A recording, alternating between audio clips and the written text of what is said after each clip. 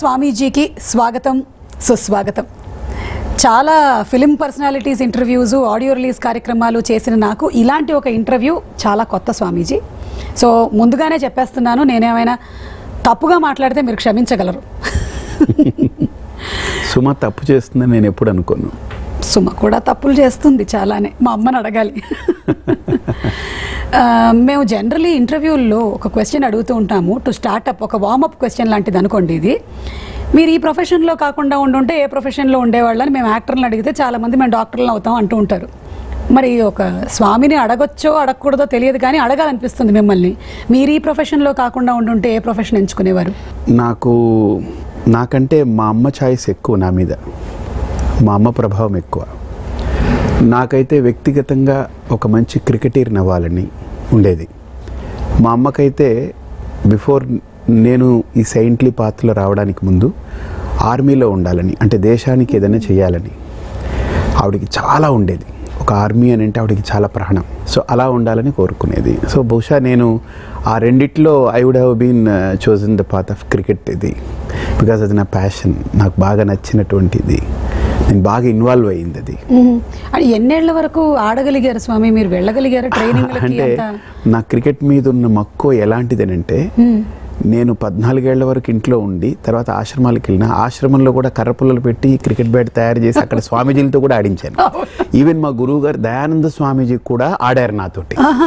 అంత స్థాయిలో ఇన్ఫ్లుయెన్స్ చేయగలను నేను. ఈవెన్ నేను ఆఫ్ లేట్ నేను కాకినాడ శ్రీపీఠంలో ఉన్నప్పుడు కూడా అక్కడ విద్యార్థులు మేమందరం కూడా ఆడుకునేవాళ్ళం. సో ఈవెన్ నా ఇప్పుడు కూడా నాకు ఏమైనా ఆపర్చునిటీ వస్తే డెఫినెట్లీ, మొన్న యూఎస్ వెళ్ళినప్పుడు ఒకరి ఇంట్లో ఉన్నాను, వాళ్ళ పిల్లలందరూ కూడా ఆడాలని అంటే definitely I played that. So passion అది, దట్స్ ఇట్. కుకింగ్, ఈ క్రికెట్ ఆడడం, ఇవన్నీ ఏంటంటే బేసిక్గా వెళ్ళదు. ఇప్పుడు అటు వెళ్ళగానే గరిటి చూడగానే పట్టేసుకోవాలనిపిస్తుంటుంది. సో అలాగా సంథింగ్, నాకు క్రికెట్ అనేది నా ప్యాషన్. ఓకే, మీరే చెప్పారు మీ అమ్మగారు వల్ల మీరు సన్యాసం స్వీకరించారు అని. అయితే ఆ సన్యాసం తీసుకున్న తర్వాత ఎప్పుడైనా ఇలా తీసుకోకుండా ఉంటే బాగుండేది అనే ఆలోచన కలిగిందా?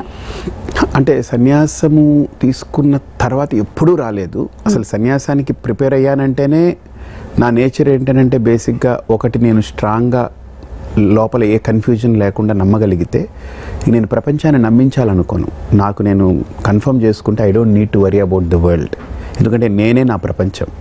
అలాగా మా అమ్మగారు నన్ను కొద్దిగా ఇంపెల్ చేసి, అంటే ఒక రకంగా నన్ను ఇన్స్పైర్ చేసి వెళ్ళు అని పంపించినప్పుడు, బిఫోర్ సన్యాసం, అంటే సన్యాసం అనేటువంటిది వెంటనే ఇచ్చారు, వెళ్ళిపోగానే వెంటనే ఇచ్చారు. దానికి కూడా ప్రాసెసింగ్ ఉంటుంది. ఒక మనిషి తన మెచ్యూరిటీ, తన హ్యాండిలింగ్, తను ఎలాగ డీల్ చేస్తాడు, అన్నీ ఆలోచిస్తారు గురువులు. అంతేగాని సన్యాసం అంటే వెళ్ళగానే నాకేదో ఒక శిష్యుడు దొరికాడు వీడికి ఇచ్చేస్తే నాకు ఒక వెనకాల ఒక అనుచరుడు తయారవుతారనుకునేటువంటి గురువు అయితే మా గురువు గారు కాదు. ఆయన చాలా చాలా అనలిటికల్ పర్సన్, అండ్ ఆల్సో ఆయన చాలా లోతుగా ఆలోచించేటువంటి వ్యక్తిత్వం ఉన్న మనిషి, అంటే ఒక గురువు. సో వారి దగ్గర సన్యాసం తీసుకునే ముందు వరకు నేను అప్పుడప్పుడు మా అమ్మని కలవడానికి వెళ్ళినప్పుడు నన్ను బలి చేసావు అని ఊరికి నేను సరదాగా అనేవాడిని. ఒకరోజు నన్ను ఆవిడ కూర్చోపెట్టి చెప్పింది, సి చాయిస్ ఈజ్ యువర్స్, ఇది ఇంకా నువ్వు సన్యాసం తీసుకోలేదు, నువ్వు మామూలుగా నువ్వు గృహస్థుగా ఉండి పెళ్లి చేసుకుని అలా ఉండాలనుకుంటే కూడా నువ్వు ఉండొచ్చు, మీ గురువుగారు కూడా ఎప్పుడు అలా రెస్ట్రిక్ట్ చేయరు అని అంటే, నన్ను సరదాగమ్మా లైట్ తీసుకో, ఏం ఇబ్బంది లేదు. బట్ నేనేంటంటే నేను ఇంకా కొంత కన్ఫ్యూజన్లో ఉన్నా. నాకు పెళ్లి చేసుకోవాలనే దానికంటే కూడా నేను బయట ఒక సివిలియన్గా ఉంటే చాలా చేయాలనే ఆలోచనలు నాకున్నాయి. రాదర్ దాన్ టేకింగ్ సన్యాసం అన్నప్పుడు కొన్ని రెస్ట్రిక్షన్స్ ఉంటాయి, అంటే అన్నిటికీ అంతా ఫ్రీగా మనం చేయలేము అన్నప్పుడు మా అమ్మ నింది, no you better talk to your Swamiji, మీ గురువు గారితో మాట్లాడండి. ఆ చాయిస్ ఇచ్చారు కాబట్టి తర్వాత నేను ఎప్పుడు అనుకోలేదు, దాని గురించి ఆలోచించలేదు. అంటే అమ్మగారిది కూడా చాలా విలక్షణమైన ఆలోచన, చాలా స్ట్రాంగ్ విల్, సంకల్పం. మీ ప్రవచనాల్లో కూడా అమ్మ ప్రస్తావన తరచూ వస్తూనే ఉంటుంది. సో అమ్మ ప్రభావం మీ మీద చాలా ఉంది అనేది మీ ప్రవచనాల ద్వారానే అర్థమవుతుంది.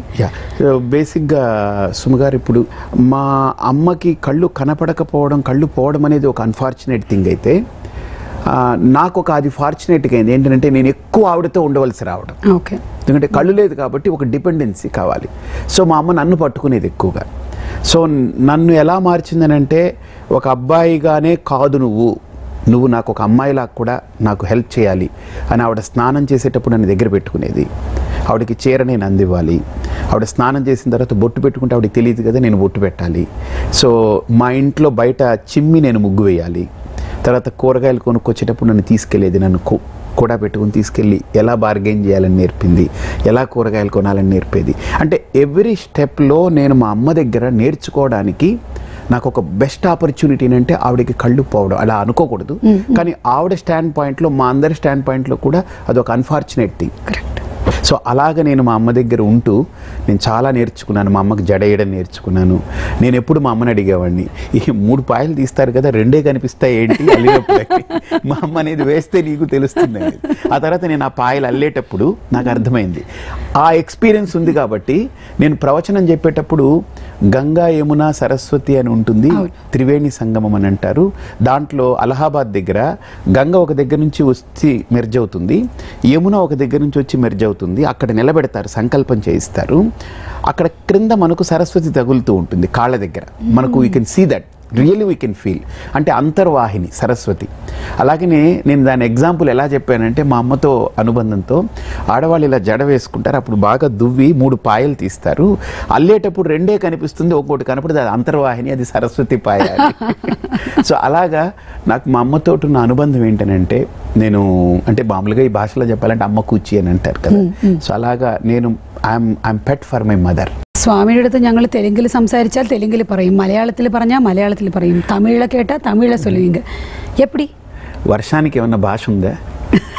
ఆంధ్రాలో పడుతుంది, అలాగని తెలుగు వర్షం అను. అయ్యో. కేరళలో పడితే మలయాళం వర్షం అను, నార్త్ ఇండియాలో పడితే నార్త్ ఇండియా వర్షం అను.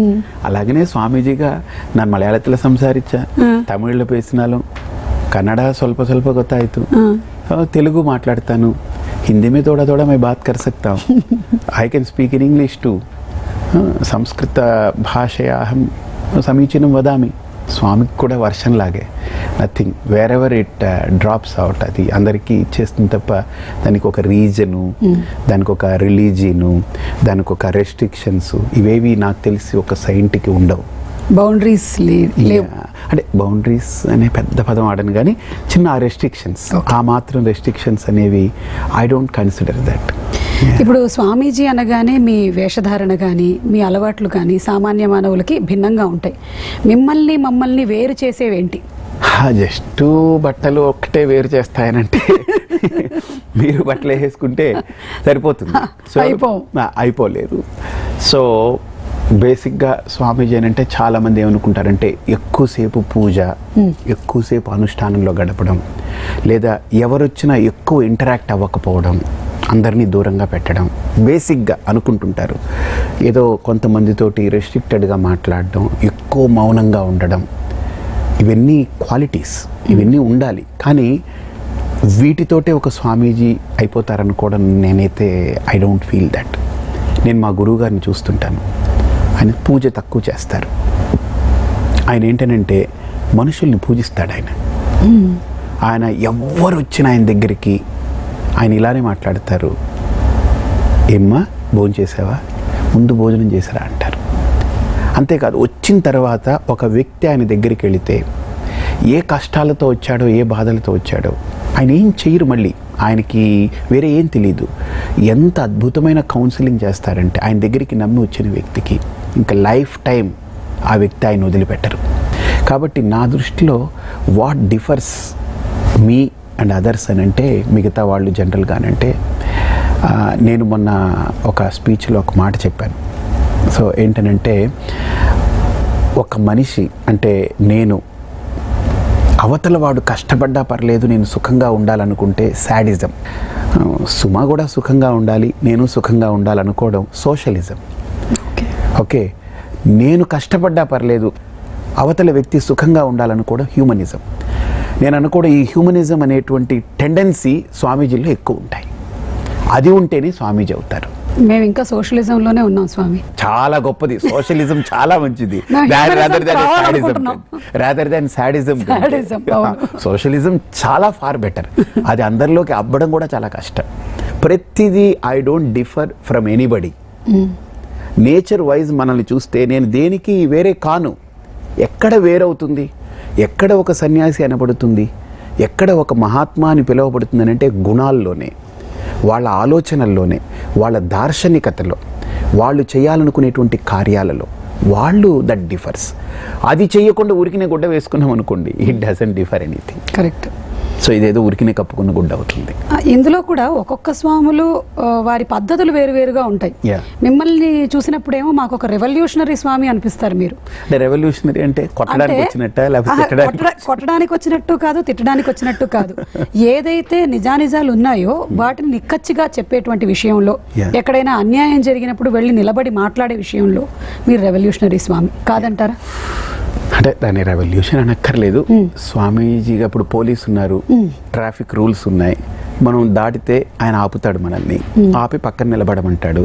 So police is not revolutionarist. అలాగనే యాజ్ ఎ సెయింట్గా, ఒక సాధువుగా నా ధర్మం అది. అదేదో నాకు లేనిది తెచ్చిపెట్టుకుని నేను చేస్తున్నాననేటువంటిది కాదు. నాకు రేపు అనేది నా దృష్టిలో ఐ డోంట్ థింక్ మూమెంట్ అనేటువంటిది I'm not worried about that. It doesn't concern me. నేను ఈ మూమెంట్లో ఏం చేయాలి, ఏం చేస్తే అట్లీస్ట్ నేను లేకపోయినా నెక్స్ట్ మూమెంట్కి అది ఒక లీడ్ అవుతుంది, ఆ ఆలోచనతోటి నేను ఎప్పుడు మీ అప్రోచ్, మీరు ప్రవచనాల్లో మాట్లాడేటప్పుడు మీరు శాస్త్రపరమైనటువంటి ఎన్నో విషయాలు చెప్తూ మీ సెన్స్ ఆఫ్ హ్యూమర్ కూడా చాలా బాగుంటుంది స్వామి. దాంతో ఏమిటంటే ప్రతి వాళ్ళు కనెక్ట్ తొందరగా అయిపోతూ ఉంటారు. ఇంకొకటి, అరే మన పర్సనల్ విషయమే చెప్తున్నారు స్వామి, ఈ పరిష్కారం మనకే అనిపించేలాగా ఉంటుంది. ఇది ఎలా కుదురుతుంది స్వామి? ఇది చాలామంది ఏమనుకుంటారంటే శాస్త్రంలో ఉంది, ఈయన దాన్ని మార్చి చక్కగా ప్రజెంట్ సిచ్యువేషన్కి ఈయన చెప్తున్నారు అని అంటారు. బేసిక్గా శాస్త్రం అనేది ఎప్పటికప్పుడు ఆ మనిషికి అది అన్వయం కాకపోతే శాస్త్రం మనకు అవసరం కూడా లేదు, అంతే కదా. ఎగ్జాంపుల్, ఇప్పుడు భగవద్గీత కృష్ణుడు చెప్పాడు అర్జునుడికి. భగవద్గీత మీరు మొత్తం చూస్తే ఎక్కడ కూడా కృష్ణుడు ఈ భగవద్గీత నాది అని చెప్పలేదు. ఇది ఉపనిషత్తుల్లోది, నేను చెప్పింది నీకు, నా సొంతం కాదు, ఇది బ్రహ్మ విద్య, దాంట్లోది నీకు చెప్తున్నానని చెప్పాడు ఆయన. మరి కృష్ణుడు ఉపనిషత్తుల్లోదే చెప్తే ఉపనిషత్తే చెప్పేయచ్చుగా, భగవద్గీతగా ఎందుకు చెప్పారని అంటే ఆ రోజు అర్జునుడికి ఉపనిషత్తులు చెప్తే అర్థం కాదు. కాబట్టి అర్జునుడి సమస్యని శాస్త్రానికి అనుసంధానం చేసి దానికి శాస్త్రం ఎలాంటి పరిష్కారం చూపుతుందో దాన్ని డిటెక్ట్ చేయడంలోనే గురువు యొక్క గొప్పతనం బయటపడుతుంది. అర్జునుడు అడిగిన ప్రతి ప్రశ్న ఈరోజు ప్రతి మనిషిలో ఉండేదే. మీలోనూ తెలియని ఒక లోపల ఒక ఏడుపు ఉంటుంది, ఫియర్ ఉంటుంది, ఏడుపు అంటుందని. అంటే లోపల ఒక మౌనింగ్, అంటే ఒక రకమైన ఒక ఏడుపు ఉంటుంది ప్రతి వ్యక్తిలో, నాలో కూడా ఉంటుంది. అది టచ్ అయినప్పుడు అది బయటకు వస్తుంది. ఇప్పుడు ఒక చిన్న మాట చెప్తాను, మీరు వినండి. అది శాస్త్రంలో ఉన్నది, శంకరులు ఇచ్చినటువంటి సిద్ధాంతం. యుష్మదస్మత్ ప్రత్యయ గోచరయోహో విషయ విషయనోహో తమః ప్రకాశవత్ విరుద్ధ స్వభావయోహో ఇతరేతర భావ అనుపపత్తౌ సిద్ధాయాం సత్యాన్రితే మిథునీకృత్య అహం మమేదమితి నైసర్గికోయం లోక వ్యవహార. మీకేం కావాలి ఇప్పుడు? స్వామి, తెలుగే అంతంత మాత్రంగా అర్థమవుతుంది, మీరు సంస్కృతంలో ఇలా చెప్పేస్తే. మరి ఇది శాస్త్రం, ఇది శాస్త్రం గొప్పగా. అసలు ఇది ఎంత అద్భుతమైన అనలిటికల్ స్టేట్మెంట్ అంటే అది సరిగ్గా మీకు ప్రాసెస్ అండర్గో అయ్యి అది వింటే యూ విల్ సే, నాకు ఈ ప్రపంచం అంటే నాకు, you will realise what the world is. ఎంత అద్భుతంగా ఆడుకోగలరంటే ఆ ప్రపంచంతో, ఆ అర్థం తెలిసిన తర్వాత ప్రపంచాన్ని ఎంత మీరు ఎంజాయ్ చేయగలరనంటే you will enjoy every inch of moments. ఇక్కడ ఒక కష్టం రానివ్వండి, యూ విల్ ఎంజాయ్ దట్, ఒక సుఖం రానివ్వండి, you will enjoy that. So అలాంటి ఒక ప్రిపరేషన్ ఇవ్వగలిగే గొప్ప స్టేట్మెంట్ అది. కానీ నేను దాన్ని యాజ్ ఇట్ ఈస్గా మీకు పైన పట్టుకొచ్చి వంపేశాను ఇప్పుడు. సో యూ విల్ సే, స్వామి మళ్ళీ కలుస్తామండి, మీరు చాలా గొప్పవారు, మీ దగ్గరకు వచ్చాను, చాలా థ్యాంక్స్ అండి అని మీరు ఇప్పుడు ఇంటర్వ్యూ కూడా ఆపేసి వెళ్ళిపోతారు. దానికి కావాల్సింటే ఇంకొద్దిగా అభిమానం ఉంటే దండం పెట్టేసి ఓ 4 పళ్ళు ఇచ్చి ఓ పండు ఆయన ఇస్తే పట్టుకుపోతారులే అని ఎదురు చూసి పట్టుకుపోతారు, వెళ్ళిపోతారు. ఇందాక మీరు చెప్పిన విషయం అర్థం ఏమిటో తెలుసుకోవాలని ఉంది స్వామి. ఓకే, అది ఇట్స్ నాట్ ది టైం. కానీ ఒక చిన్న మాట చెప్తాను. ఆయన అడిగారు అనమాట, what is sleep and what is death అని అడిగారు. Temporary death is called sleep, permanent sleep is called death అన్నారు. సో తాత్కాలికంగా మనిషి అన్నిటికీ చచ్చిపోయి హాయిగా అలా పడుకుంటే ఉంటాడు కదా, దాన్ని నిద్ర అంటాం. అది తాత్కాలికంగా చచ్చిపోయాడు అంటే ఒక 5 గంటలకు 6 గంటలు 7 గంటలో వాడికి ఏం జరుగుతుందో అసలు ఏమిటో ఏమీ తెలియదు. Temporary death is called sleep, permanent sleep is called ఇంకా పడుకుంటే ఇంకా లేవాడు ఎప్పటికీ, దట్ ఈస్ కాల్డ్ డెత్ అనమాట. సో ఇట్స్ సింపుల్ థింగ్ కదా. వాస్తవంగా చూస్తే permanent sleep is called death, temporary death is called sleep. ఇప్పుడు మనం ఇందాక నేను చెప్పింది సంస్కృతం ఏం చెప్తుందంటే మనం ఒకరోజు క్విట్ చేయాలి వీటిని, ఇది సత్యం. కానీ దాన్ని మర్చిపోతున్నాం. అది మర్చిపోవడం వల్లనే మన రిలేషన్స్ అన్నిటినీ కూడా ఫంబుల్ చేసుకుంటున్నాం. అంటే ఒక రోజు నువ్వు క్విట్ చేసి వెళ్ళాలి, నువ్వు ఎంత గొప్పవాడివైనా.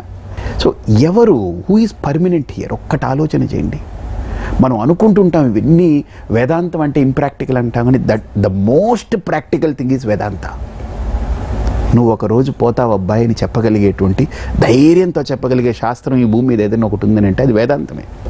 వాస్తవాన్ని నిక్కచ్చిగా మన ముందు ఆవిష్కరించేది వేదాంతం. ఆ వేదాంతాన్ని తెలుసుకునే వ్యక్తిగా నేను చేసే పనిలో కానీ, నేను మాట్లాడే మాటలో కానీ, నా నడతలో కానీ ఆ నిక్కచ్చితనం ఉండాలని నేను కోరుకుంటుంటాను అనమాట. ఒక స్టూడెంట్ చదువు విషయంలో విజయం సాధించారంటే దాని వెనకాల గురువుగారి కృషి ఎంతగానో ఉంటుంది. మరి మీ గురువుగారి గురించి మాకు చెప్పండి, ఆయన ప్రభావం మీ మీద ఎలా ఉందో మాకు చెప్పండి. నేను స్టూడెంట్ గురువు రిలేషన్ కంటే నేనేమంటానంటే, నేను ఒక మట్టి, ఆయన కుమ్మరి. ఒక అందమైన కుండ ఈరోజు చాలామందికి ఉపయోగపడుతుందనంటే అది కుండలో ఏమాత్రము గొప్పతనం లేదు. మట్టి తనంత తానుగా ఇతరులకు ఉపయోగపడే వస్తువుగా మలచబడలేదు తనంత తానుగా. కానీ దాన్ని చూసి, దాన్ని మలిచి, దాన్ని చక్కగా అందంగా తయారు చేసి ఈ కుండ 10 మందికి దాహాన్ని తీర్చగలిగే నీళ్ళని ధరించి ఉంచుతుంది, ఇది మంచిది అని తయారు చేసినటువంటి కుమ్మరికే 100కి 100 పాళ్ళు ఉంటుంది. నా విషయంలో కూడా నా ప్రమేయం అనేది 1% లేదని నేను పూర్తిగా బై గాడ్ నేను చెప్తున్నాను. పూర్తిగా నా గురువు నాకు జీవితంలో 2వ అదృష్టం. నాకు భగవంతుడు 2 అదృష్టాలు పెట్టాడని ఎప్పుడు అంటుంటాను. ఒకటి మా అమ్మ నాకు గొప్ప అదృష్టం.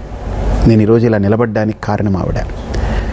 కానీ నేను నిలబడడం నా వరకే కాకుండా నేను ఇంకొకళ్ళకి ఉపయోగపడగలిగానంటే అలా ఇంకొకటికి ఉపయోగపడగలిగేలా నన్ను మలచడంలో నా గురువు యొక్క పాత్ర చాలా కీలకమైంది. అంతే, వాళ్ళిద్దరిది ఇట్స్ అల్టిమేట్. దేవుడు అని అంటే నేను దయానంద స్వామిగా, నేను దేవుడిగా చూస్తాను. దేవత అని అంటే మా అమ్మని దేవతగా చూస్తాను. మీకు డౌట్ రావచ్చు, ఏంటి మీ నాన్న మాట ఎత్తట్లేదే, మీ నాన్న మాట ఎత్తట్లేదే. ఇందాక మీరు బిగినింగ్లో చెప్పారు అమ్మగారి ప్రభావం ఎక్కువగా ఉంది అని. అంటే మా నాన్నగారిది ప్రభావం లేదు అని చెప్పను, కానీ మా నాన్నగారు ఏంటంటే ఎప్పుడు మా అమ్మని ఖండించలేదు. బికాస్ ఆయనకి చాలా లిమిటేషన్స్ ఉన్నాయి. ఆయనకి చదువుకోలేదు. తర్వాత ఆయన ఏ ప్రొఫెషన్లో వెళ్ళినా దాంట్లో సక్సెస్ అవ్వలేదు పాపం. బేసిక్గా ఆయనకి ఫెయిల్యూర్స్ ఎదురయ్యాయి. ఆయన చాలా మంచి మనిషి. అంటే ఎవరికి ఏదో మోసం చేసేయాలి, హాని చేసేయాలి ఆ నేచర్ లేదు. అండ్ ఆయనకి ఏదైనా జరిగినా కూడా ఆయన ఏం చెప్పుకునే వ్యక్తిత్వం కాదు. అలాగ ఆయన చాలా నష్టపోయారు. ఆయన ఏంటి రియలైజ్ అయ్యారంటే అట్ వన్ పాయింట్, నేను ఏమీ చేయలేనప్పుడు చేయగలిగే ఒక వ్యక్తి ఉన్నప్పుడు నేను if I hook on to that, okay అది బాగా వెళ్తుంది, let me stay behind them అని ఎప్పుడు మా అమ్మకి మా నాన్న అలా వెనకాల ఉండేవారు, వ్యతిరేకించలేదు. దట్స్ వై కొన్ని రీజన్స్ ఏంటంటే, నేను ఇలా వస్తున్నప్పుడు మా నాన్నకైతే ఇష్టం లేదు. మా నాన్నకి నన్ను దగ్గర పెట్టుకోవాలి, ఒక్కడే కొడుకు, వాడికి పెళ్ళి కావాలి, మనవాళ్ళు ఉండాలి, మనవరాళ్ళు ఉండాలి, ఇవన్నీ ఆయనలో చాలా ఉండేది హిడెన్ థాట్స్. కానీ ఆయన ఎందుకు దాన్ని సప్రెస్ చేసుకున్నారంటే, మా అమ్మకి నా మీద ఉన్నటువంటి ఐడియాలజీ, నా మీద ఉన్నటువంటి ఒక దార్శనికత, he knew that she is very intelligent. Whatever step that she will take that will be successful. Whatever step ఇప్పుడు ఆయన అనుకున్నది కనుక చేస్తుంటే బహుశా నేను సక్సెస్ అయి ఉండేవాడిని కాదేమో. ఇక స్వామీజీగా మీరు ప్రవచనాలు ఇస్తూ అనేక రాష్ట్రాలు తిరిగారు, చాలా దేశాలకు వెళ్ళారు. మరి ఏదైనా ఒక దేశం చూసినప్పుడు ఇక్కడ ఒక ఆశ్రమం ఉంటే బాగుంటుంది అని కలిగించిన దేశం ఏదైనా ఉందా? ఆ ఫీలింగ్ కలిగించిన? అసలు నాకు ఆశ్రమం అంటేనే నాకు అసలు సంభవ్ నాకు అది ఇష్టం లేదు. ఈ జగత్తంతా నా ఆశ్రమం. నా ఆశ్రమం అని పెట్టుకుంటే ఇంకా దాన్నే బాగు చేయాలి, దాని వరకే నేను మంచి చేయాలని అనుకుంటూ ఉంటాను. ఆశ్రమాల మీద నాకు ఎక్కువ మక్కువ లేదు. ఇప్పుడు ఏదో శ్రీపీఠం ఒకటి ఉంది, నాకు ఎప్పుడూ అటాచ్మెంట్ లేదు.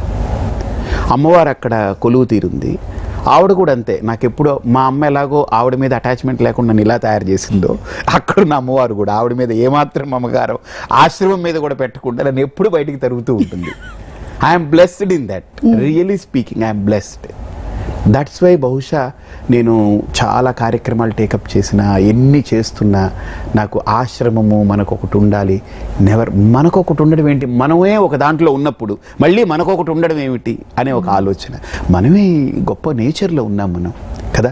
ఒకసారి ఓపెన్ చేసి వస్తే సెలయేరు ఉంటుంది, పారుతూ ఉంటుంది. అక్కడికి వెళ్ళి కూర్చుని అది నా ఆశ్రమం అనుకుంటే ఎంత బాగుంటుంది. మళ్ళీ నా ఆశ్రమంలో ఒక సెలయేరు ఉండాలంటే అది ప్రాబ్లం అది.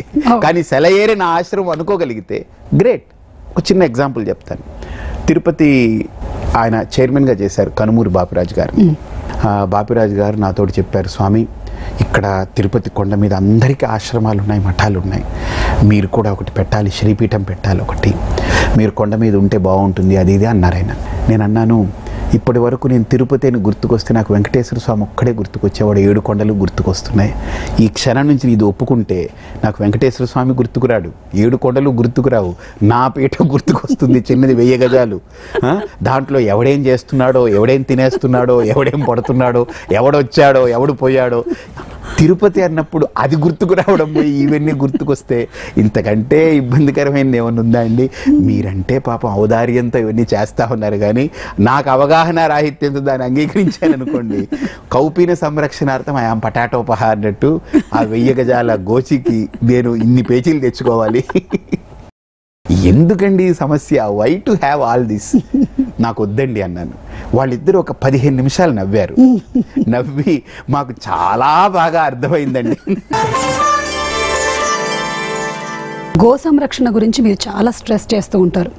గో సంపదని ఇంకా పెంచాలి అనే విషయం గురించి కూడా చాలా కృషి చేస్తున్నారు. ఆ ప్రాజెక్ట్ గురించి మాకు చెప్పండి. గోవు అనేటువంటిది నిజంగా చెప్పుకోవాలంటే అది ఒక మాటలో చెప్పుకోగలిగేటువంటి అంశం కాదు. నేను దాని గురించి ఒక చిన్న మాట చెప్తూ, సోలార్ సిస్టమ్ ఎలాగైతే సూర్యుడి మీద ఆధారపడిందో ఈ భూమి గోవు మీద ఆధారపడింది. సౌరశక్తి ఈ ప్రకృతికి ఎంత ముఖ్యమో గోశక్తి కూడా ఈ ప్రకృతికి అంతే ముఖ్యం. గోవు ఎంత అమూల్యమైనటువంటి దేవతో మన ఋషులు ఎంత ఫార్ థాట్ ఉండి ఎంత వాళ్ళు దూర దర్శనం చేసి ఒక గోవులో 3,000,000 దేవతలు ఉన్నారు అని చెప్పారు. మనం బొమ్మలు కూడా వేసి ఇప్పుడు ఒక ఫోటో తయారు చేసాం, ఈ దేవత ఇక్కడ, ఆ దేవత ఇక్కడ అని పెట్టుకున్నాం. నిజంగా సకల దేవతా శక్తులన్నీ దాంట్లో ఉన్నాయి. అంటే దేవతా శక్తి అని అంటే ఈ ప్రకృతిని సవ్యంగా నడిపించే శక్తి. దానికి ఆపోజిట్ అనేటువంటిది నెగిటివ్ ఎనర్జీస్. అది ఈ నేచర్ని కట్ చేసేది. ఈ నేచర్లో నెగిటివ్ ఎనర్జీ ఎక్కడుంది అని బాగా ఆలోచిస్తే ఎక్కడ లేదు. ఈ నేచర్లో నెగిటివ్ ఎనర్జీ హ్యూమన్ థాట్లో ఉంది. మనం పొల్యూట్ చేస్తే నేచర్ అందరినీ పనిష్ చేస్తుంది. ఇప్పుడు చూడండి, ప్లాస్టిక్ తయారు చేసామా, ఎన్ని జీవరాశులు నష్టపోతున్నాయి. ఈరోజు మన సౌకర్యం కోసం సెల్ ఫోన్ తయారు చేసుకున్నామా, ఆ సెల్ టవర్స్ వల్ల ఎన్ని పక్షులు నాశనం అయిపోయాయి. అంటే నెగటివిటీ అనేటువంటిది దైవత్వము లేదా అసురత్వము అనేటువంటి రెండిటికి తేడా ఏంటంటే ఇది ఎక్కడో లేదు. నేచర్లో అన్ని ధర్మబద్ధంగా ప్లేస్మెంట్స్ కరెక్ట్గా ఉన్నాయి. కానీ మనిషి థాట్లో తన కోసరం లేదా తన జాతి మనుగడ కోసరం మాత్రమే ఆలోచించేవాడు మనిషి. కానీ అన్నిటి యొక్క మనుగడ కోసరం ఆలోచించేది ప్రకృతి. ఇలాగా మనల్ని మనమే నాశనం చేసుకుని, మనము నాశనం అవ్వడం కాకుండా మన పర్యావరణాన్ని నాశనం చేసుకుంటూ, కేవలం కారణం ఏంటంటే మన యొక్క సౌలభ్యం కోసం, మన సౌకర్యం కోసం ఇలా చేస్తున్నటువంటి మనకు కనీసం గోమాత కూడా లేకపోతే మనల్ని ఎవరు క్షమించరింట. సో మనం చేసే ఇన్ని ద్రోహాలని కనీసం భరించగలిగేది మన ఇంట్లో ఒక గోవు ఉంటే అద్భుతం. అది అట్లీస్ట్ గోవుని మీరు పెట్టుకోకపోయినా కౌ బేస్డ్ ప్రోడక్ట్స్నైనా మీరు యూజ్ చేయండి. ఓకే, గోవు అనేది నీ తల్లి నీకు ఎంత ముఖ్యమో ఈ ప్రకృతికి గోవు అంతే ముఖ్యం. ఆవుతోటి కొంతసేపు గడపండి, మీ మైండ్ వెంటనే మారిపోతుంది. మీరు ఆ టైంలో ఇంకో మనిషితో గడపండి, ఇంకో సగం చెత్త పట్టుకొచ్చి మన నెత్తిని పెట్టుకుని ఈ చెత్తతోటి ఏంటి అని, సగం చెత్త మన దగ్గర ఉంది, ఇంకో సగం వచ్చి పూర్తి చెత్తతో మనం మునుగుతాం మనం. సో మీరు గోవు గొప్ప శక్తివంతమైంది. నేను దీని మీద అంతా చూసి రీసెర్చ్ చేసి ఇవన్నీ చేసి నేను ఇప్పుడు కొన్ని ప్రోడక్ట్స్ కూడా బయటకు వస్తున్నాయి కదా స్వామి. మీరు ప్రేమ్ దివస్ కి మాకు ఇచ్చినటువంటి అందులో చాలా బాగున్నాయి. ఈవెన్ సోప్ చాలా బాగుంది. అదేం తెలుసా సోపు, ఇందులో స్వచ్ఛమైన ఆవు పాలు పితికి ఆవు పాలు అలా పోసేస్తాం. కొబ్బరి నూనె అందులో, మీరు కేరళ కాబట్టి చెప్పక్కర్లేదు, ఇక్కడ కొబ్బరి నూనె రాసుకుని స్నానం చేస్తారు. ఈవెన్ అగరబత్తి కూడా బొగ్గు పొడితో చేస్తే నో, అలా ఉండకూడదు, మనం డిఫరెంట్గా ఇవ్వాలి. మీరు ఇందాక అన్నారు కదా, మీరు స్వామీజీ చాలా డిఫరెంట్గా ఉంటారు అని, అంటే తేడా కాదు, డిఫరెంట్గా ఉంటారని. సో అలాగా give the best one, give the ancient thing, connect it with the people. ఇక అందరిలో ఒక డౌట్ ఈ మధ్యకాలంలో, స్వామీజీ ఛానల్ పెట్టడం ఏమిటి? అసలు పెద్ద పెద్ద బిజినెస్ వాళ్ళే డక్కా ముక్కలు తిన్నటువంటి ఈ ప్రొఫెషన్ ఇది కొంచెం రిస్క్తో కూడినటువంటి పని. స్వామీజీ పూర్తి రిస్క్. స్వామీజీ ప్రవచనాలు చెప్పుకుంటూ ఉన్నారు, దాంతోనే భక్తులు వస్తున్నారు అండ్ కావాల్సినటువంటి ఫండ్స్ ఏవైతే ఉన్నాయో అక్కడ కూడా వస్తాయి. ఇలాంటి ఒక ఛానల్ ఎందుకు పెట్టారు? ఒక చిన్నది, ఇది చెప్పే ముందు నా నేచర్ చెప్తాను. నాకు రిస్క్ అంటే చాలా ఇష్టం. అంటే ఏదైనా ఛాలెంజ్ ఉంటేనే నాకు ఇష్టం, యాక్టివేట్ అవుతాను, స్టిమ్యులేట్ అవుతాను. ఏమీ లేదు, you should work for your self. ఏమీ లేని దాంట్లో నుంచి నువ్వు ఏమన్నా తయారు చేయాలి అని నాకు చెప్తే కనుక I would be the first person to do it. So నాకు రిస్క్ అంటే చాలా ఇష్టం. అందుకనే ఈ ఛానల్ అనేటువంటిది ఒక రిస్క్ అని మీరు అన్నారు కదా, it's not at all a risk. నాకు డబ్బు ఇంత పెట్టాను, నాకు ఇంత డబ్బు రావాలి అని అనుకుంటే, ఆ ప్రెషర్ ఉంటే ఇది రిస్క్. ఇది నేను డబ్బు రావాలని ఈ ఛానల్ పెట్టలే. నన్ను నమ్మి నిజంగా చాలామంది కొన్ని కోట్లు ఇచ్చారు దీనికి. నన్ను నమ్మి, జస్ట్ నన్ను నమ్మి, ఆ నమ్మకాన్ని నేను దాంట్లో చూపించగలిగితే చాలు. వాళ్ళు ఏంటి నమ్మారు? స్వామీజీ ఏదో ఒక భారతీయతను చూపించాలనుకుంటున్నారు, ఒక ధర్మానికి ఒక వేదిక కావాలనుకుంటున్నారు. ఇది జస్ట్ భక్తికి మాత్రమే కాదు, ఏదో భక్తి, దేవుడి భజన, దేవుడి పూజ మాత్రం కాదు. ధర్మం నిలబడితేనే దేవుడు కూడా ఉండగలడు. ఎందుకంటే ధర్మమే లేకపోతే దేవుడు లేడు. ఆ ధర్మం బాగుంటే, దాని రూట్స్ బాగుంటే దేవుడు బాగున్నట్టే. కాబట్టి నా దృష్టిలో ధర్మానికి ఒక వేదిక కావాలి, ధర్మం వేళ్ళు ఊనుకోవాలి, ధర్మం పదిలంగా ఉండాలి, ఒక భద్రత. అప్పుడే ఇక్కడున్నటువంటి దేవాలయాలు, దేవీ దేవతలు, ప్రతి దేవాలయంలో గంటలు మ్రోగాలి, ప్రతి దేవాలయంలో ధూపదీప నైవేద్యాలు జరగాలి, ప్రతి దేవాలయము ప్రతి మనిషికి ఒక ఆవాసంగా మారాలి, ఒక ఒడిలాగా మారాలి, తల్లి ఒడిలాగా మారాలి. నేను ఒక్కటి సుమమ్మ, కొన్నిసార్లు కష్టాలు వస్తే మనం ఎవరికి చెప్పుకోలేం, బాధలు వస్తే ఎవరికి దగ్గర ఈవెన్ తల్లి దగ్గర కూడా చెప్పుకోలేం.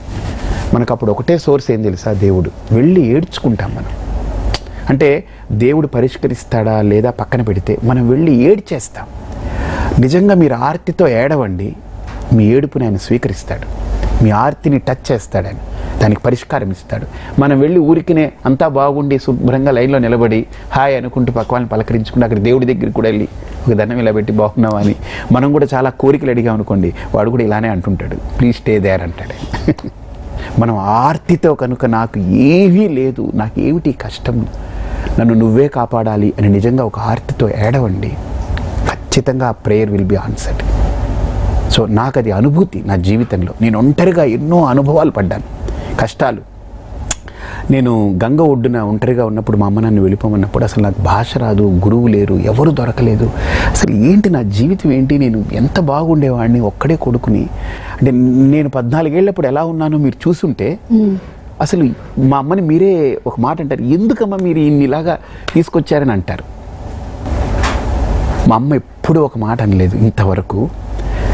ఈసారి వెళ్ళినప్పుడు ఆవిడ ఒక తల్లితనం ఆవిడలో చూశాను. నిన్ను వదలాలని అనిపించట్లేదు రా అనింది ఆవిడ నా చేయి పట్టుకుని. ఏమిటంటే ఈ వకుళామాతది పూర్తయిన తర్వాత నేను ఇంత కొడుకుని నేను కన్నానా, నాకు ఇలాంటి కొడుకు పుట్టాడు, నేను ఇంతకాలం నిన్ను వదిలేసి ఉన్నాను, నాకు వదలాలని అనిపించట్లేదు అనింది. నేను ఆవిడకి దండం పెట్టి ఆవిడని గట్టిగా పట్టుకుని ముద్దు పెట్టి, అమ్మ నువ్వు ఎక్కడ వదులుతావు, నేను ఎక్కడ వదులుతాను అన్న. ఏమిటనంటే నీ ఎక్స్ క్రోమోజోమ్ నాదే కదే, ఎక్కడ వదిలేస్తావు నువ్వు అంటే, నువ్వు ఈ సైన్స్లు మాట్లాడకు, లాజిక్ మాట్లాడకు, I have a feeling towards you అనింది. అప్పుడు చెప్పాను, I will be with you, ఎప్పుడు కూడా నీతోటే ఉంటానని చెప్పాను అనమాట. సో అలాగా ఈ ధర్మానికి ఒక వేదిక కావాలమ్మా. ఆ రకమైన కాన్సెప్ట్లో నుంచి వచ్చిందే ఈ భారత్ టుడే. అంతేగాని దీని మీద డబ్బు కావాలని నేను ఎప్పుడు అనుకోలేదు. రెండోది, భారత్ టుడే పెట్టిన 6 నెలల తర్వాత ఇక్కడున్నటువంటి సిబ్బంది ఎవరైతే ఉన్నారో, నేను ఎప్పుడు ఎంప్లాయీస్ అనుకోను, నేను సిబ్బంది అంటాను, సైన్యం అంటాను. నాకు వీళ్ళు సైన్యం, ఇక్కడ ఉన్నటువంటి వాళ్ళు. వీళ్ళకి నేను ఏదన్నా చేయాలి అని మధ్యాహ్నం పూట భోజనం పెట్టాలని చెప్పి అమ్మకు చెప్పాను అక్కడ, సుగుణమ్మ గారికి. వెంటనే తప్పకుండా మనం పెడతామని పెట్టారు. సో అలాగా నాకు I want to do lot for them. ఎందుకంటే వాళ్ళు నా కోసం బాగా చేస్తున్నారు. Everything, they are giving everything for me. నిజంగా వాళ్ళని నేను అనకూడదు, కానీ మిగతా చోట్ల ఎలా చేస్తారో I don't know, I don't see. కానీ ఇక్కడ మాత్రం వాళ్ళు స్వామీజీ అంటే దే ఆర్ కమిటెడ్. రాత్రి లేదు, పగలు లేదు, వాళ్ళ కోసం నేను ఏమైనా చేయాలి, వాళ్ళ కోసం నేను ఖచ్చితంగా ఒక రోజు నేను నిలబడతాను వాళ్ళ కోసం.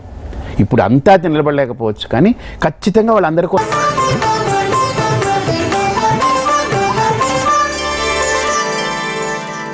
స్వామీజీకి ఛానల్ ఎందుకు అనుకునే వాళ్ళే కాకుండా స్వాములకి రాజకీయాలు అవసరమా ఇలా అనుకునే వాళ్ళు కూడా ఉన్నారు. మరి స్వాములకి రాజకీయాలకి ఉండేటువంటి అనుబంధం సంబంధం? చాలా మంచి ప్రశ్న. అసలు బేసిక్గా స్వామీజీకి రాజకీయాలు ఎందుకు అనేవాళ్ళు ఎవరంటే రాజకీయ నాయకులు థ్రెట్ ఫీల్ అవుతున్నారేమో. ఇంకొకటి మొన్న ఒక ఆయన ఇదే ప్రశ్న వేస్తే నేను ఒక మాట చెప్పాను. బేసిక్గా రాజకీయ నాయకులు ఉన్నారనుకో, వాళ్ళకి భార్య, పిల్లలు, వాళ్ళ మనవళ్ళు, వాళ్ళ తల్లిదండ్రులు, అంటే వాళ్ళకు ఉన్నటువంటి వ్యాపారము, ఉద్యోగము, ఇంకొకటి ఏదో ఒకటి, ఇవన్నీ చక్కబెట్టుకుంటూ రాజకీయంలోకి వచ్చి సేవ చేయాలంటే చాలా కష్టం. తర్వాత ఈరోజు ఒక ఎగ్జాంపుల్ చెప్పాలి మీకు. మోడీ గారు ఉన్నారు. ఆయన ఎవరు? సన్యాసి. ఈరోజు మోడీ గారు రాజకీయం నుంచి బయటకు వచ్చారనుకోండి, ఆయనకు ఒక ఇల్లు లేదు, ఆయనకి భార్యా పిల్లలు లేరు, ఆయనకి ఏమీ లేదు. ఆయన ఏం చేస్తారు తెలుసా? నేను చెప్తున్నాను మీకు. ఆయన రాజకీయంలో నుంచి బయటకు వచ్చారనుకోండి హాయిగా, మళ్ళీ ఒక బ్యాగ్ వేసుకుంటాడు, కుదిరితే ఫుల్ టైమర్గా మళ్ళీ ఆర్ఎస్ఎస్లోకి వెళ్ళి మళ్ళీ సంఘ ప్రచారం చేసుకుంటాడు, ధర్మ ప్రచారము. లేదా ఆయనకి కాషాయం ఇష్టం అనుకోండి, శుభ్రంగా కాషాయం వేసుకుని శుభ్రంగా వెళ్ళి రిషికేశ్లో హాయిగా తపస్సు చేసుకుంటాడు. అలా ఏ రాజకీయ నాయకుడైనా చేయగలరా? చేయలేరు. బికాజ్ వాళ్ళకి చాలా బాధ్యతలు ఉన్నాయి వెనకాల. నా అభిప్రాయం, రాజకీయాల్లోకి ఎవరైనా రావాలంటే ఏ బాధరబందీ లేనివాడు వస్తే ఖచ్చితంగా ఎంతో కొంత మంచి చేస్తారు. మంచి చేయడం పక్కన పెట్టండి, ఏదో ఒక ప్రక్షాళన, ఏదో ఒకటి చెయ్యాలి అని ఒకటి మొదలవుతుంది. నేను ఈ భూమి మీదకి వచ్చాను, ఖచ్చితంగా ఒక్కో సడన్గా ఎప్పుడో ఒకసారి నేను చేసేటువంటి యాంకరింగ్ల మధ్యలో ఏంటి ఇదేనా నా పర్పస్, ఇంకేమైనా ఉందా నాకు అనే ఒక థాట్ వస్తుంది. నేను భగవద్గీతలో ఒక మాట చెప్పాను. ఒకటేంటంటే జీవన విధానము, జీవిత లక్ష్యం, ఇది రెండు ఉంటాయి. జీవన విధానము అని అంటే ఇప్పుడు ఒక యాంకరింగ్, ఇప్పుడు సుమ చేస్తుంది, డూ ఇట్ 100%. ఏమిటంటే సుమ జీవన విధానం అంటే యాంకరు, బెస్ట్ యాంకరు అండ్ ప్రొఫెషనల్గా చాలా షీ ప్రూవ్డ్. ఎక్కడో మలయాళపు తల్లిదండ్రులకి పుట్టినటువంటి అమ్మాయి తెలుగు వాళ్ళకంటే కూడా చక్కగా తెలుగు మాట్లాడగలుగుతుంది, తెలుగుని ప్రేమిస్తుంది, అందరి దగ్గర మన్నన పొందింది, తన ప్రొఫెషన్లో ఎక్కడ ఒక మచ్చ తెచ్చుకోలేదు, ఒకరి దగ్గర పేరు పడలేదు, ఒకరికి తల ఉంచి బ్రతకాల్సిన అవసరం లేకుండా అందరినీ గౌరవిస్తూ చక్కగా ఒక మంచి పేరు తెచ్చుకుంది. చాలు నీ జీవితంలో. అలాగనే ఒక భార్యగా ఎన్ని మార్కులను తెచ్చుకోగలవు, ఒక తల్లిగా ఎన్ని మార్కులు తెచ్చుకోగలవు, ఒక కూతురుగా ఎన్ని మార్కులు తెచ్చుకోగలవు. మన గురించి ఇంకొకరు వాళ్ళ లైఫ్నే టేక్ ఇట్ ఫర్ గ్రాంటెడ్ తీసుకుని ఎందుకు నాకు సొమ్ముందులే అనుకోగలిగారంటే చాలు కదా అది నీ జీవితానికి. బట్ అది జీవన విధానం, అక్కడితో రెస్ట్రిక్ట్ అవ్వకుండా ఇదేనా నా జీవితం, సో ఇంకేమైనా ఉందా అని ఆ పర్పస్ ఆఫ్ లైఫ్ని క్వశ్చన్ చేసుకోగలిగితే మనిషి, దానికి స్పిరిచువాలిటీ ఆన్సర్ ఇస్తుంది. Yes, there is a purpose of life. ఆ పర్పస్ని మనం పొందగలగాలి ఈ జీవితంలో. అది పొందడానికి ఒక స్పిరిచువాలిటీ ఇస్ ద పాత్. మరి దానికి మేము చేయాల్సిన కృషి ఏంటంటారు? ఖచ్చితంగా you need to undergo that process. ఆ స్పిరిచువాలిటీని మనం పొందడానికి మనం ఆ మార్గాన్ని ఖచ్చితంగా వెతుక్కోవాలి. ఇప్పుడు నువ్వు ఎలాగైతే నీ ప్రొఫెషన్లో ఒక యాంకరింగ్ ఎలాగైతే నువ్వు వెళ్ళడానికి ఒక మార్గం ఎత్తుక్కున్నావో, దీనికి కూడా ఒక మార్గం పట్టుకోవాలి. అంతేగాని స్పిరిచువాలిటీ అనేది నీ లోపల నుంచి ఉబికి వచ్చేది. ఒకసారి దాన్ని టచ్ చేసి, యాక్చువల్గా చెప్పాలంటే స్పిరిచువాలిటీ లోపల నుంచి వచ్చేదే, ఇన్బిల్ట్ అది. కానీ దాని ఇన్బిల్ట్ అయిన దాన్ని టచ్ చేయడానికి ఒక కాజ్ కావాలి. You need to undergo that process. ఆ ప్రాసెస్ అండర్గో అయితే తప్పకుండా ఉంటుంది. అంటే మనకి యూనివర్స్ నుంచి ఆన్సర్స్ వస్తాయి అంటారా? ఖచ్చితంగా. యూనివర్స్ ఏంటి, నీ లోపలే ఉంది యూనివర్స్ అంటే. స్పిరిచువాలిటీ చెప్పేది ఏంటంటే బయట ఏం లేదు, నీ లోపల ఉంది. Everything is within. Swami Vivekananda అంటారు, బయట ఏం లేదు, లోపలే ఉంది. చాలామంది లోపలే బోలెడంత మదన పడిపోతూ ఉంటారు. రకరకాల టెన్షన్లు, స్ట్రెస్. ముఖ్యంగా ఆడవాళ్ళు, మగవాళ్ళు కనీసం బయటకు వెళ్తారు, ఆఫీస్కి వెళ్తారు, కొంత రిలీఫ్ అవుట్లెట్ ఉంటుంది. వీళ్ళకు ఉండదు. ఎలాగ వీళ్ళకి పరిష్కారం ఏంటి? కానీ ఒక్కటి ఈ ప్రశ్నకి నేను ఖచ్చితంగా చెప్పగలను సుమమ్మ, స్త్రీకి చాలా కెపాసిటీస్, స్కిల్స్ ఈ నేచర్ ఇచ్చింది. చాలా. With all the stress and strain ఆవిడ చక్కగా వంట చేసి పెట్టగలుగుతుంది ఇంట్లో. ఇంకా భర్త వస్తే స్ట్రెస్ స్ట్రెయిన్ ఉన్నా కూడా భర్తని సాటిస్ఫై చేస్తుంది. పిల్లలు వస్తే పిల్లల్ని సాటిస్ఫై చేస్తుంది. తన స్ట్రెస్ని స్ట్రెయిన్ చూపించుకోదు. అసలు అలా ఉండగలుగుతుందంటే ఆవిడ దేవతే కదా. బేసిక్గా దాన్ని సరిగ్గా అవగాహన చేసుకుని, దానికి సరైన ఒక రూట్ మ్యాప్ తయారు చేసుకుని, దాన్ని టచ్ చేసుకుని లోపలున్న ఇన్బిల్ట్ కెపాసిటీస్ని కనుక డెవలప్ చేసుకోగలిగితే she is great peace in this creation. ఎందుకంటే నేను ఎందుకు చెప్తానంటే గ్రేట్ అని, నేను స్త్రీల పట్ల చాలా నాకు ఒక ఆ పూజ్య భావన. ఆ రకమైనది. ఎందుకనంటే ఒక జీవిని ఈ భూమి మీదకి తీసుకొచ్చేది స్త్రీ. ఇప్పుడు సపోజ్ ఒక స్త్రీకి గర్భధారణ జరిగి 2 నెలలు అయిందనుకో, 3 నెలలు అయిందనుకో, తన మనస్సుతోనే తన బిడ్డను డీల్ చేస్తూ ఉంటుంది, తన బిడ్డని తను లోపల పొందుతూ ఉంటుంది. మనమంతా మామూలుగా బయటికి చూడాలంటే డెలివరీ అయిన తర్వాత చూస్తాం, కానీ తన బిడ్డని తాను శరీరం లోపల పెట్టుకుని తన మనస్సుతోటే పొందుతూ ఉంటుంది. అంటే మనస్సుకి ఎలాంటి శక్తి కావాలి, శరీరానికి ఎలాంటి శక్తి కావాలి, అందుకని ఆవిడని శక్తి అన్నారు. ఈ దగ్గర ఉరికినది, వీడు జిమ్కి వెళ్తేనే శక్తి, ఆవిడ అలా కూర్చుంటేనే శక్తి. ఆవిడ మళ్ళీ జిమ్ చేసింది అనుకో ఇంకంతే, పరాశక్తి, మహాశక్తి అవుతుంది. సో కాబట్టి బేసిక్గా అందుకే నేను సుమా సో బేసిక్గా ఒక స్త్రీకి ఇవన్నీ ఉంటూ కొన్ని డిస్టర్బెన్సెస్ వచ్చినప్పుడు తను హ్యాండిల్ చేయగలుగుతూ ఇన్ని చేస్తున్నా ఇంకా కనుక ఆ స్పిరిచువల్ డెవలప్మెంట్ ఇంక్లినేషన్ ఉంటే కనుక female will do lot. Okay, అసలు ఆవిడిదే ఈ నేచర్ అనేది. ఒక ఫైనల్ క్వశ్చన్తో వైండప్ చేసేస్తాను స్వామి. తప్పకుండా. ఇప్పుడు ఈ జనరేషన్ వాళ్ళకి మీరు ఇచ్చేటువంటి చేయూత ఏమిటి? ఎందుకంటే వాళ్ళు వెస్టర్న్ కల్చర్స్ అని చెప్పి మన సంప్రదాయాన్ని వదిలేయటం కానీ, లేకపోతే డిఫరెంట్ కైండ్స్ ఆఫ్ కల్చర్ మన దేశంలోకి రావడం కానీ, వాటిలోకి మక్కువ చూపటం, అటువైపుగా వెళ్ళిపోవటం, కొంతమంది కొన్ని అడిక్షన్స్లోకి వెళ్ళిపోవటం, ఫైనలీ వాళ్ళ లైఫ్కి ఒక గోలు, ఒక ఏమీ లేకుండా పోవడం లాంటివి జరుగుతూ ఉన్నాయి. వీళ్ళ కోసం మీరు ఏమైనా చేయాలనుకుంటున్నారా? బేసిక్గా ఇది ప్రతి చోట అడుగుతూ ఉంటారు ఈ క్వశ్చన్. ఇది యాక్చువల్గా మీకు ఫైనల్ క్వశ్చన్, కానీ నాకు ఇది ఎప్పుడు ఫస్ట్ క్వశ్చన్ అవుతూ ఉంటుంది. సో నేను చెప్పేది ఏంటంటే, అసలు ఒకప్పటి మనుషుల కంటే ఇప్పుడు యంగ్స్టర్స్ చాలా చెప్పాలంటే చాలా ఈజీ టు హ్యాండిల్. ఓకే, కానీ ఇప్పుడున్నటువంటి యువతకి ఎటు వెళ్ళాలో దారి తెలియకుండా ఉన్నారు. వాళ్ళు కనుక లోపల కన్విన్స్ అయితే, వాళ్ళు ఇది వాస్తవము అని కనుక వాళ్ళ సోల్ని టచ్ చేయగలిగితే దేన్నైనా ఇవ్వడానికి సిద్ధంగా ఉన్నారు. కానీ వాళ్ళు అవాస్తవాలనే వాస్తవం అని నమ్ముతున్నారు కదా. మరి వాస్తవం చెప్పేటోళ్ళు ఎక్కడున్నారు? వాళ్ళకి ఎక్కడ చెప్పండి, ఇప్పుడు ఎక్కడ వాళ్ళకి ఒక అవకాశం చెప్పండి. వాళ్ళకి వయస్సు రీత్యా ఎన్నో ఆకర్షణలు ఉంటాయి. ఈరోజు యంగ్స్టర్స్కి ఎక్కడ వాస్తవం పొందొచ్చు అనే ఒక సోర్స్ ఎక్కడుంది మన ఇండియాలో?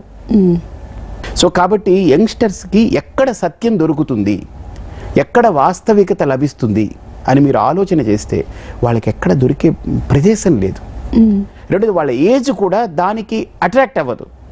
వాళ్ళకి చాలా అట్రాక్షన్స్ ఉంటాయి బికాస్ ఆఫ్ ఏజ్ యొక్క దీని యొక్క ఫీలింగ్స్, అది ఆ స్థితి. సో అన్నిటితోటి కూడా దానికోసం వాళ్ళకి ఒక ఏర్పాటు చేయాలి మనం.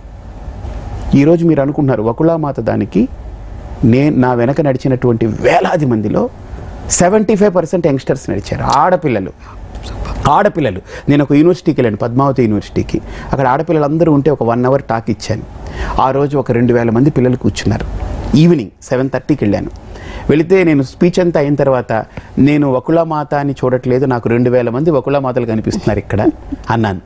వెంటనే దే ఆర్ విత్ మీ, వాళ్ళు నాతో పాటు నడిచారు పైకి. అంటే ఏంటి, you show some way for them. ఖచ్చితంగా వస్తారు. ఎవరు అవాస్తవంలో ఉండాలని అనుకోరమ్మా, వాస్తవంలోకి రావాలనుకుంటారు. ఇప్పుడు చీకట్లో నన్ను నిలబెట్టేస్తే ఎంతసేపు చీకట్లో ఉండాలనుకుంటున్నాను? సో ఇప్పుడప్పుడు వెలుగులో రావాలనుకుంటాను కదా. ఖచ్చితంగా వెలుగులో ఉన్నవాడు ఎంతసేపు వెలుగులో ఉండాలని అన్నాడు, చీకట్లో ఉన్నవాడే అరుస్తాడన్నమాట. కాబట్టి ఖచ్చితంగా వాళ్ళందరూ అరుస్తున్నారు ఇప్పుడు. డెఫినెట్లీ సమాజంలో ఖచ్చితంగా యంగర్ జనరేషన్కి ఒక మంచి అవుట్లెట్, మనం ఒక వాస్తవికత వైపు నడిపించగలిగే ఒక అవుట్లెట్ చూడాలి. చూస్తే ఖచ్చితంగా మార్పు వస్తుంది. I have confidence in them. Definitely నేను యంగ్స్టర్ అనుకుంటున్నాను. మీరు యంగ్స్టర్, 45 ఏళ్ళు వచ్చిన మీరు ఒక చైల్డ్.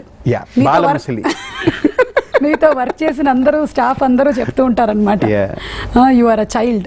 డెఫినెట్లీ మనలో ఆ చైల్డ్ ఉన్నంత కాలం మనం హ్యాపీగా ఉంటామమ్మా. ఏ అడమరికలు ఉండదు, రాగద్వేషాలు ఉండవు, ఏ అజెండాలు ఉండవు. హ్యాపీగా నవ్వుతూ నవ్విస్తూ సరదాగా ఉండి ఒక రోజు వెళ్ళాల్సి వచ్చినప్పుడు కూడా నవ్వుతూ వెళ్ళిపోగలిగే ఒక లైఫ్ని లీడ్ చేయగలిగితే చాలా హ్యాపీగా ఉంటుంది. నా దగ్గర ఇంకా ఇన్ని ప్రశ్నలు ఉన్నాయి స్వామి, తెలుసమ్మా, కానీ ఇవాళకి నువ్వు ఇక్కడ నాలుగు ఓపెన్ చేస్తేనే చాలా పొడుగ్గా ఉంటుంది అది. పూలు మూరలతో కొలిసినట్టుగా నీ నాలుకని కూడా కొలవలేం, కొలత పెట్టలేం. కానీ కాలాతీతం అయిపోతుంది కాబట్టి తప్పకుండా ఇవాళ ఇక్కడతో జస్ట్ ఒక కామా పెట్టేస్తున్నాము. మళ్ళీ ఇంకొక రోజు కామానే అంతే, స్టాప్ కాదు, ఇంకా చాలా ఉన్నాయి. మళ్ళీ ఒక రోజు ఇలాగే కలవాలని మనస్ఫూర్తిగా అనుకుంటున్నాను. మీకు ఉగాది శుభాకాంక్షలు. మీకు ఉగాది శుభాకాంక్షలు, విషు శుభాకాంక్షలు. Thank you Swami. So dear Swamiji కార్యక్రమాన్ని చూసినటువంటి ప్రేక్షకులందరికీ కూడా ఉగాది శుభాకాంక్షలతో ఇవాళ ఈ కార్యక్రమాన్ని ముగిస్తున్నాము. నమస్కారం.